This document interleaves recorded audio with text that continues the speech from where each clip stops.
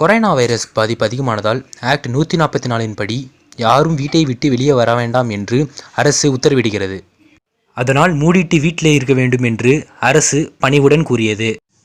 சுத்தம்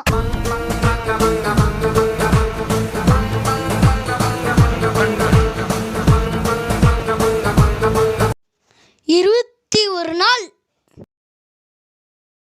சரி, 21 நாள் எத்தனை நாள்?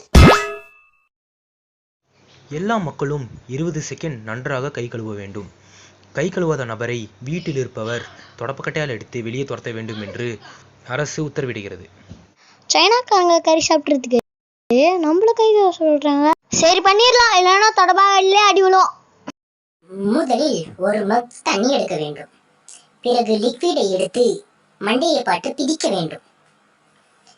பிறகு நச்சு 20 செகண்ட் கை நன்றாக கழுவ வேண்டும்.